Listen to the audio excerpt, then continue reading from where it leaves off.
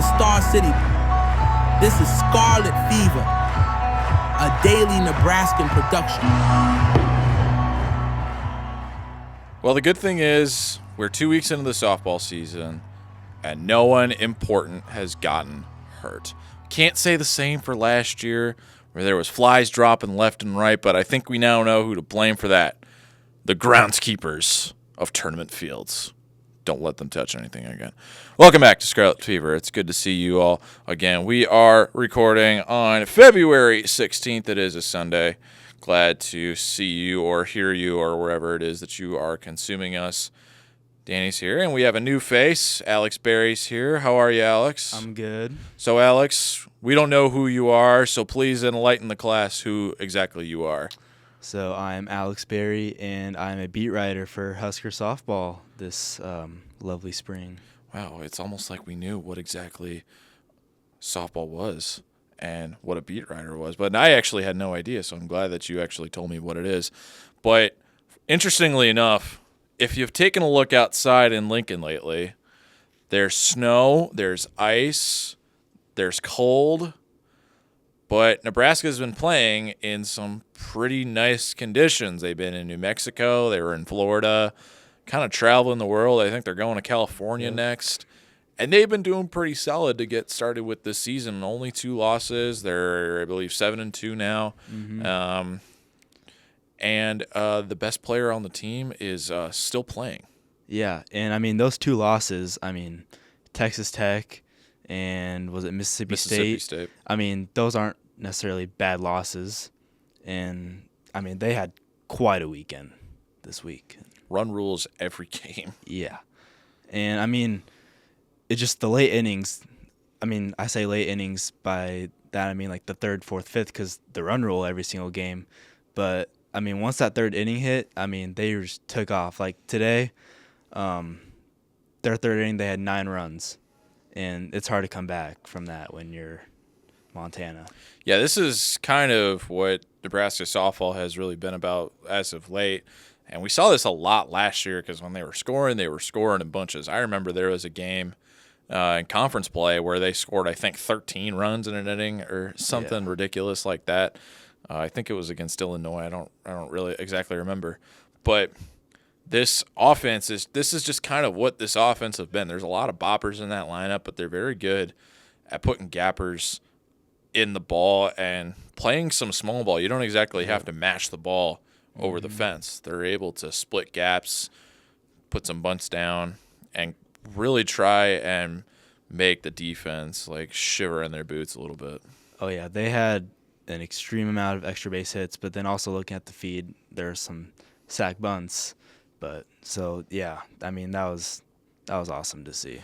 What's also interesting too is just what the dynamics of this team have really changed from last year. We think about last year's team, and we really like the Andrews sisters really stole the show. Obviously, Billy Andrews setting the new school record in home runs was the big deal last year, but even Brooke Andrews was a big part of that. But this year, there's so many new faces that are there. I mean, Sammy Bland's playing infield now. Mm-hmm. Bella Bacon and Ava Breadwell are really the big returners to the starting lineup that are substantial. We have Ava Cusack's here now. Caitlin Caneda, sorry, forgot about her. She's back again this year. But the Kamenzen sisters have been playing well. Mm-hmm. There's these new faces that have come in, and the freshmen have been playing a major factor so far in the early going. Oh, yeah, for sure. But, I mean, I want to talk about Cusack for a sec because she's been on a tear. And to note, both her and Jordy Ball are now over 600 batting right now on the year. And, I mean, Cusack today had 3 long balls. And when you have a 1-2 punch like that in your lineup, I mean, hitting is contagious. I mean, I played baseball throughout high school, so I kind of know how it all works. And, yeah, so I think the transfers definitely are making a big, big impact, as well as some of those freshmen. Just how deep is this lineup?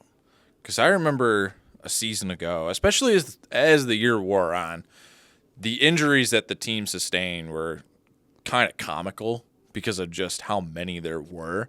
Yeah. So once you got past the 5-6 hole, it was kind of just like, all right, we got to get through 7, 8, 9 now to get back up to the top, to get back to Billy. But it feels like even the 7, 8, 9 spots in the lineup right now are really tough to get through. Yeah, I mean, Coach Revelle has been experimenting with a lot of lineups, and, I mean, so far they've all worked. And, I mean, we've been using a lot of different pitchers. We're not relying on one. I mean, of course, Jordy had the complete game no-hitter. But other than that, I mean, we're seeing a lot of new faces that we didn't see last year. And we're getting a lot of pinch hitters, a lot of pinch runners as well.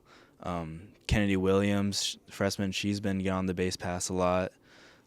So I think, all the girls are getting chances to rest if they need, because we're so deep this year. It's been good to see that everyone's been staying healthy too. But we also have to consider that the level of competition so far has not been, especially this past tournament in New Mexico, was not super high.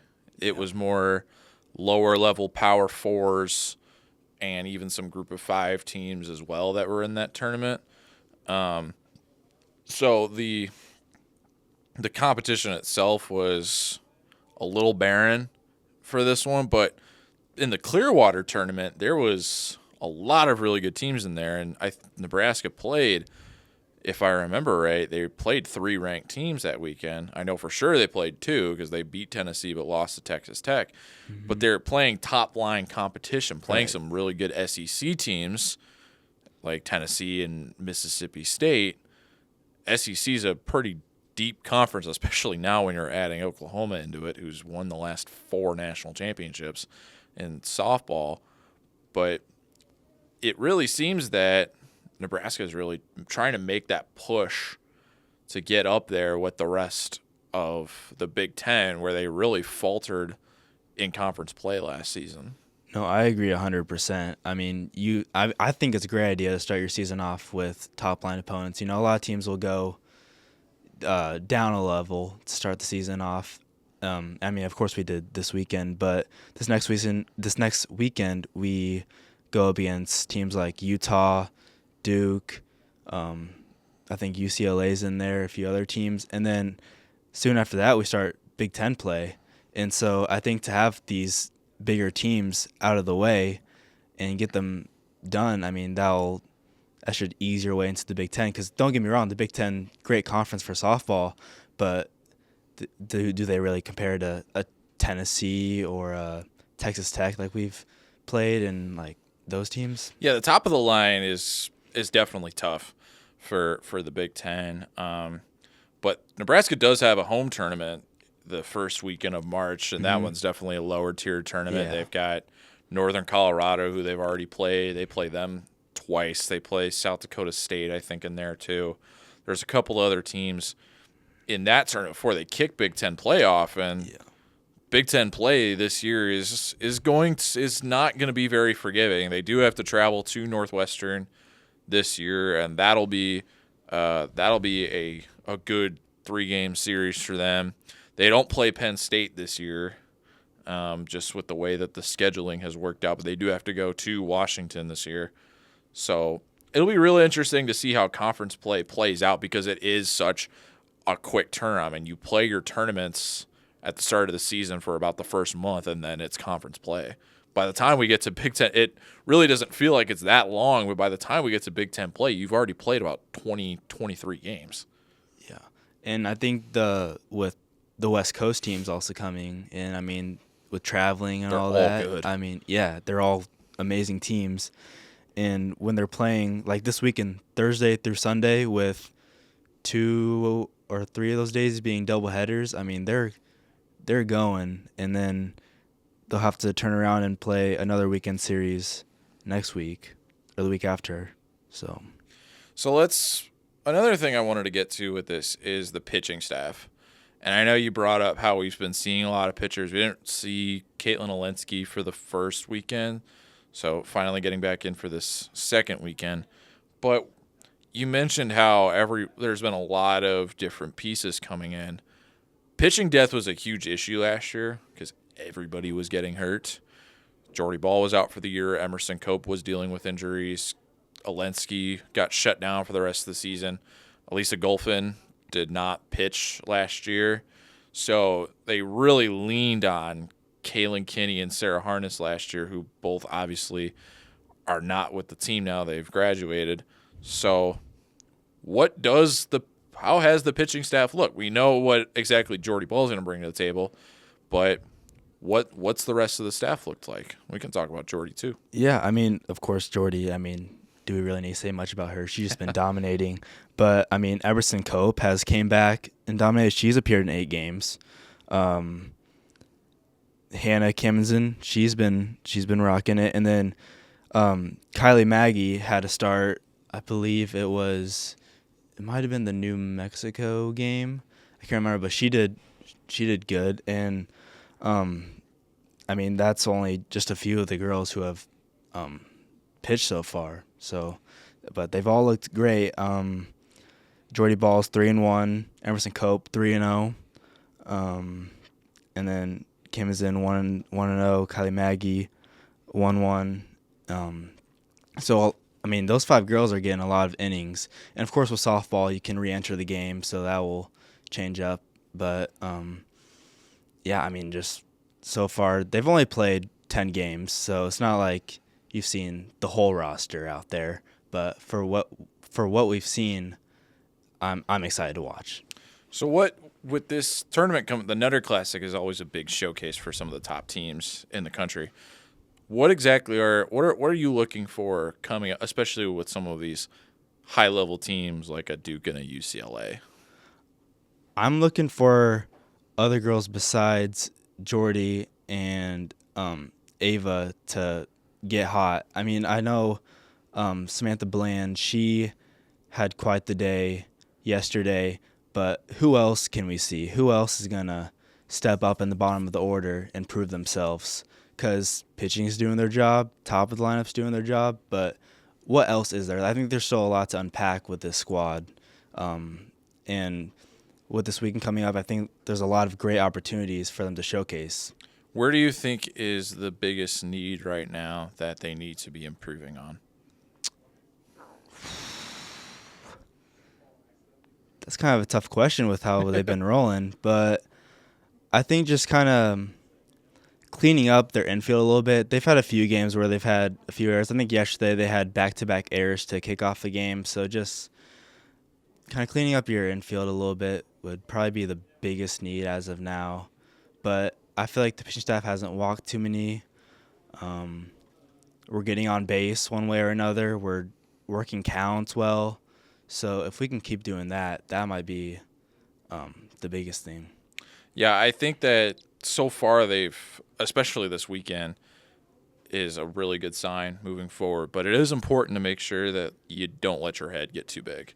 Yeah, you're not playing the highest level of competition right now, but you're going to upgrade this weekend coming up.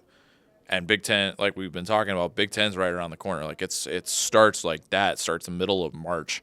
So it's coming. It's almost here. So we have to remember that it's right on top of us. And then there's a couple non-con games laced in there in the middle of the week every once in a while.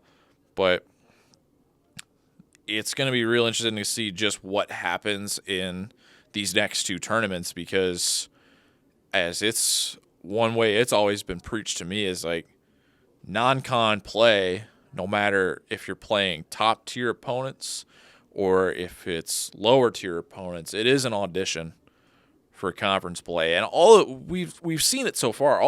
Everyone who's on the roster can play. Yeah. Like everyone's got their job. There's a lot of last year's tendencies coming over to this year, even though there was a lot of roster changes, a lot of transfers coming in. But you could see that a lot of the work ethic from last year has moved over.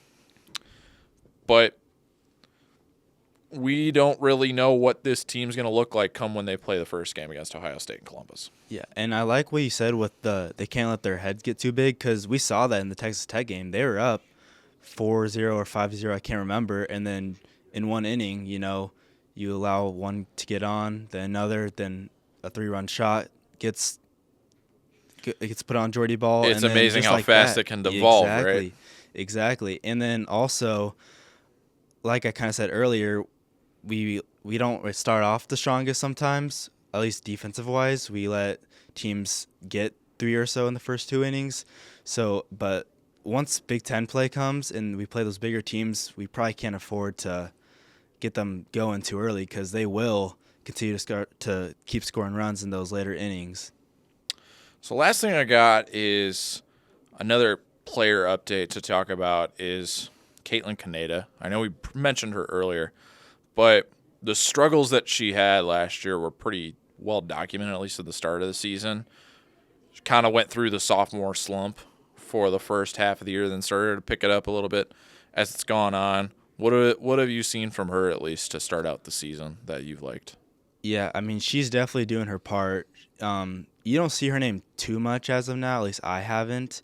But, I mean, when I look at the box score, I mean, you're seeing her, whether it's pinch hitting, but she's getting on. She's doing her job.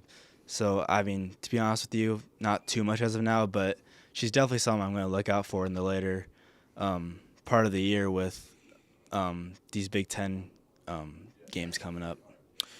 Big Ten play right around the corner. Right. Alex, thank you very much for stopping by, sir. We will definitely have you back as a very good Nebraska softball team just getting started. Awesome. I can't wait. Thanks, Danny. We'll be back in just a moment.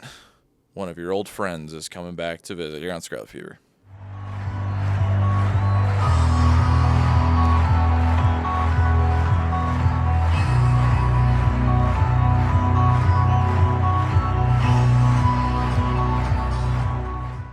Oh my goodness.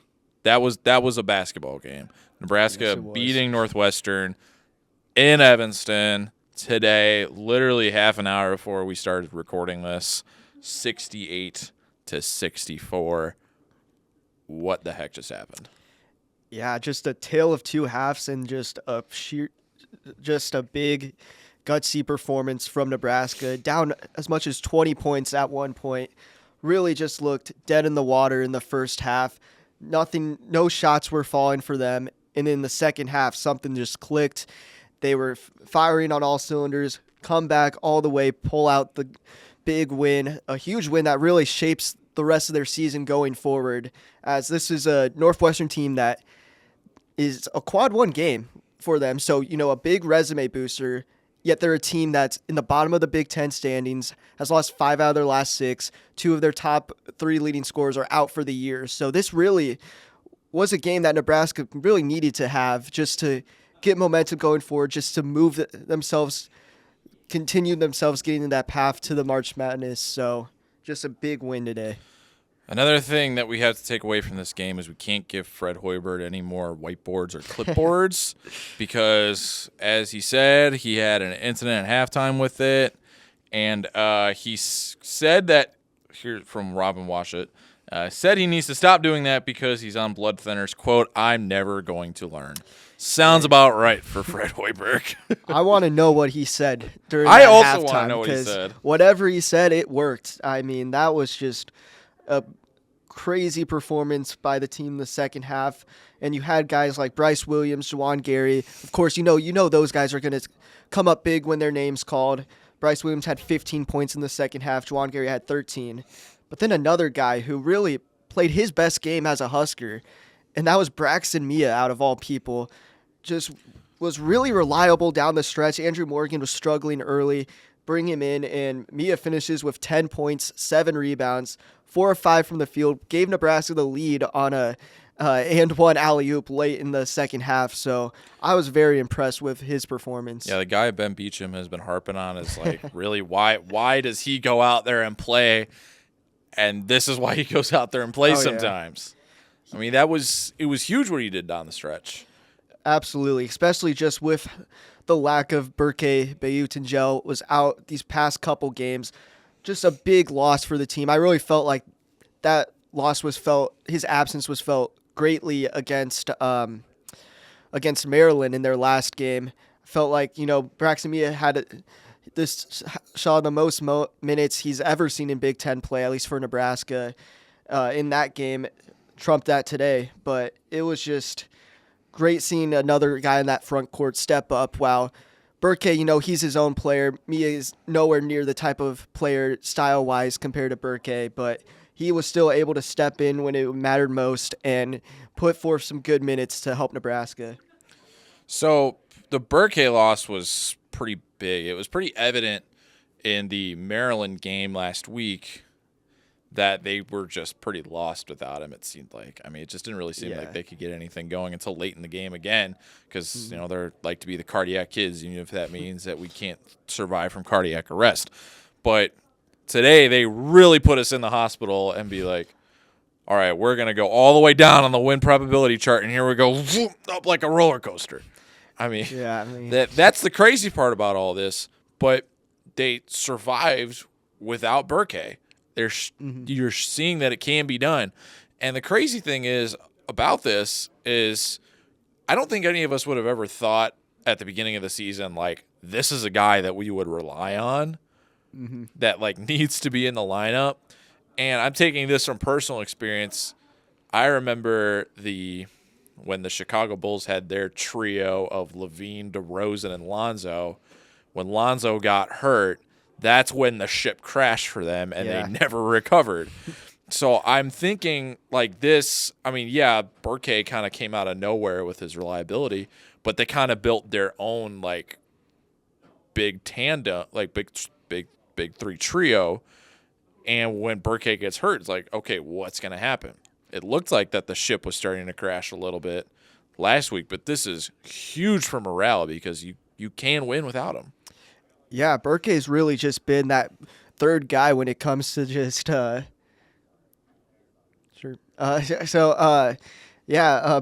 really just been that guy going forward as that kind of third guy with Bryce Williams and Juwan Gary. And you saw how big the absence he was against Maryland and just how bad Nebraska was on the defense in the post. I mean, he's their best post defender. He's their leading rebounder as well. And you had a guy like Juwan Gary who's 6'6", guarding Derek Queen who's 6'10", whereas Burke would have had that matchup, and he's also 6'10". But Derek Queen really just kind of ate Juwan Gary's lunch, really. I mean, he did as best he could, but just was undersized in that matchup. And, that's why you really have to look at guys like Braxton Mia and stuff like that. I mean, Northwestern, they got tall centers, they got tall big men, and that's why when guys like Mia are able to give you valuable minutes down the stretch, he also had 2 blocks today, which was big. That really boosts the morale up for an already kind of undersized team. So let's play a little hypothetical game here. Obviously, this does not apply to real life because it didn't actually happen. But had Nebraska not come back, had they even lost the game while still coming back, what would the ramifications have been from this? Like, would that have been like the season-defining loss?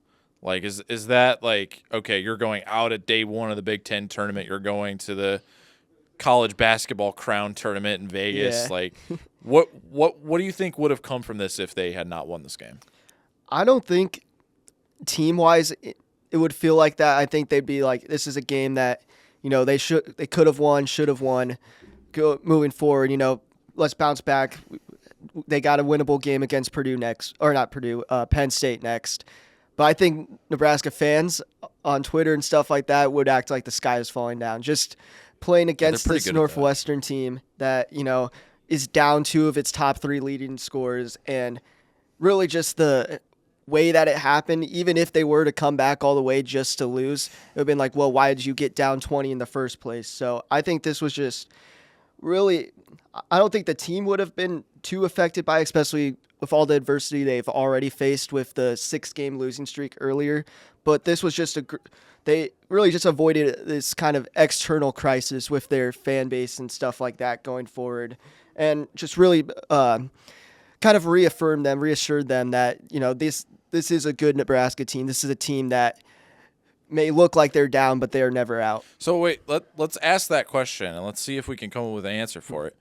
Why were they down 20 points in the first half? What happened there? What can we take from that first half, even though it was a really ugly first half for Nebraska, but what actually happened there that caused that? Yeah, it was just a brutal offensive showing. I mean, they got to the under 16 media timeout, and Nebraska still had 0 points.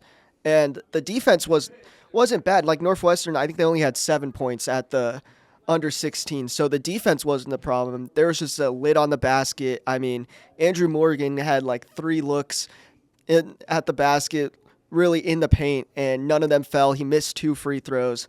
And it just looked like one of those games where, Nebraska's offense just did not show up. And they've had those type of games before, like the Wisconsin games or the Michigan State games and stuff like that. So it looked like one of those road, classic road Nebraska not living up to expectation type games. But they were really able to shake that off in the second half. So looking ahead now, you mentioned the Penn State game. That one shouldn't be too terrible because Penn State's kind of also buried in the bottom of the conference. But if we look ahead a little bit to the Michigan game coming up, I mean, that game now seems like it takes on a little bit bigger of a meaning now because that's another quad one opportunity for Nebraska coming up. And if I remember correctly, I think that's the only ranked game they have left on their schedule now. Is that correct? Yep, that's correct. And that's looking like it's not going to change. Ohio State's not going to make it in the top 25, and they're probably the best opponent they have after that. So it's just going to be a huge game, especially if they're able to get the job done on the road at Penn State next. Just going into Michigan, that could be really a game where, if Nebraska wins this, that may cement them as a tournament team. I think they're 2 or 3 wins away from that lock status of getting in the tournament field, which could come down to just that Michigan game. And it will be just a big game. Nebraska will be looking for their 5th ranked win of the season, which would be a school record. It's already been crazy, the resume they've built. A lot of it comes with just the addition of the Pac-12 schools, beating Oregon, beating UCLA, and stuff like that. So, yeah, this Michigan game, as long as they get the job done against Penn State, it has some big implications for. That should be a fun night at PBA, that's for sure. So, last thing I got for the men's side, we got another game to talk about after that. But you talked about how the resume's been built. First of all, what an absolute roller coaster of a season they've gone on. Oh, yeah. But in the eyes of the national people, the committee people, the people who decide they're going to put out different brackets every single day because they can, does this shift the thinking at all? Do they go up? Do they go down? Like, I know we're kind of in that mode of the season, like, okay, where is this guy going to put our team on the seed line? What seed line is this guy going to put our team on? Like, what do you see that as they've kind of been hovering between the 9 area for some people, and then they're in like that dangling in that 11 area? Do you really see any kind of substantial movement or anything like that with this? Yeah, right now I see them as like a 10 seed. I think that's really been, I feel like, at least this past week after they got the win over Ohio State and we're on the 4-game win streak until Maryland. That was kind of where I saw it. Pretty much everyone put them in that 10 seed range as a team that, might be in like the last 4 byes or a little better than that, not last 4 and stuff like that. And I think, a game like this where it's a quad 1 victory, but, at the end of the day, it's Northwestern. I don't think that's going to move them too high up the projections, but they're definitely in a great spot. And the 6-game losing streak made it look like, Big Ten tournament might not even be an option. So, and then they were falling out of that in like the next 4 out range. They've worked their way back into the field, and they really haven't hurt that. Even the Maryland game, that was a game. Maryland is very high in the NET rankings. Yeah, they're 16 in that. So, just a game that would have helped their resume for sure, but doesn't hurt them at all. And I see that going forward as long as you don't drop the Penn State game. And Minnesota is another game. They play them at home after Michigan. Those are really the 2 games where they can really hurt your chances. However, the rest of the schedule, playing Iowa at home, that's going to be a quad 2 game. Ohio State also probably quad 2 on the road. So, And this Northwestern game could also become a quad two if they continue to slip. Yeah, I wouldn't be surprised if that happens. It kind of surprised me today that this was a quad one game. But a Big Ten road win, still a Big Ten road win. Exactly. Speaking of Big Ten road wins, there was a big Big Ten road win on the women's side that Nebraska stole from Maryland last Thursday. That was a substantial win, especially after they had really been struggling. They got blown up by Indiana, blown up by Michigan, did not look good against Iowa. They needed that win against Maryland. Yeah, just talk about just a big confidence booster right there, right when they needed it the most. Going in to the game on a 3-game losing streak, then playing against a top 20 ranked Maryland team, and they just really flat out dominated them the entire way. First quarter was a little iffy. We're down 29-18 after that, but it was all Huskers after that, and that was just a really big game, just kind of, get them off the slope they were riding on the 3-game losing skid, get them back on track. And, yeah, this is another team that's pushing for the tournament, and it's just a big confidence booster and big resume booster. Yeah, as we are recording right now, they are playing Illinois in Champaign. But that is also a big game because Illinois has been kind of in and out of the rankings. They're pretty good, pretty solid in the net. They might be trending towards a 6 or a 7 seed, kind of where Nebraska was in last year in that range. But with all the adversity that this team has faced this year, I mean, they're currently sitting at, I believe it's 17-8, I believe. Yeah. So all things considered, that's pretty solid for what exactly has happened this year. Potts gets hurt, Widener gets hurt, Markowski's been up and down, not the same consistency. Britt Prince has pretty much been as advertised, but they've dealt with a lot. And the fact that they've gotten to this point is pretty incredible.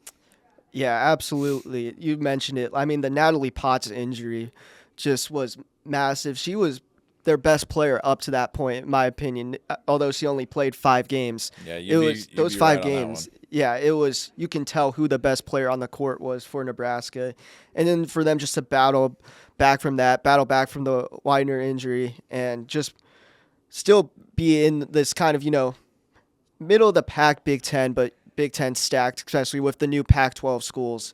So definitely, kind of like the men's team, they faced their adversity. They could have easily, crumbled or took a step back because of it, but they've really just powered through. And yeah, now they have the same record, both teams. So. And speaking of new teams coming in, they've got 2 more coming up at Pinnacle Bank Arena coming up here this week. They got Washington next Sunday. That one shouldn't be too bad. Washington, they'll make the Big Ten tournament, but they'll be one of those really low seeds. They're trying to keep themselves away from the Wisconsins and the Rutgers and the Purdues of the world. But then you got Oregon coming in on Wednesday.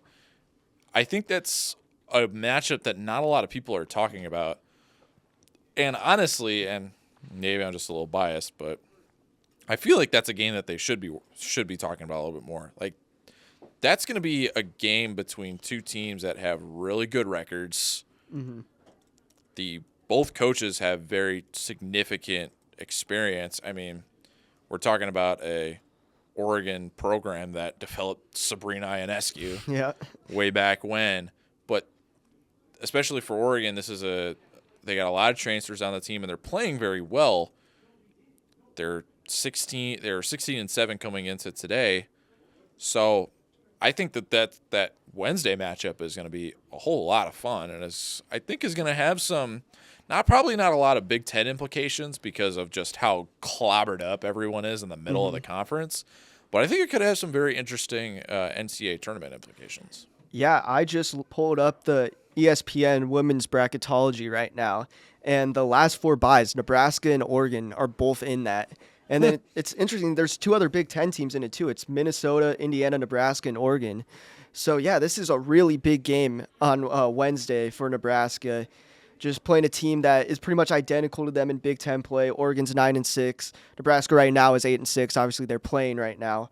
But just going to be a very intense game with some, again, maybe not big Ten implications, but big NCAA tournament implications for sure. And speaking of Oregon, too, they are playing Minnesota today as well. Oh, So yeah. Oregon's Crazy. really going through the ringer right now. So this, for both of these teams, they're really going through it. And Illinois, I don't know where they're at right now in the bracketology. You could probably find that out in 2 seconds.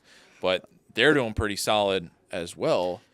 Yeah, This they're is a 9 seed Okay, right so now in that. I really overshot it. But anyway, they're still – the Big Ten is crazy deep right now. And you don't really think that all that much because, Iowa's not the same power as they were. Mm-hmm. Indiana's not the same power that they were. It's kind of turned over to UCLA, USC, and Ohio State this year. But Yeah, I'm just looking at the thing. There's 12 Big Ten teams in ESPN's tournament field. And then also, we mentioned Washington. They have them as their first team out, wow, which I don't know how I feel about that exactly. that's interesting. Very interesting Because placement.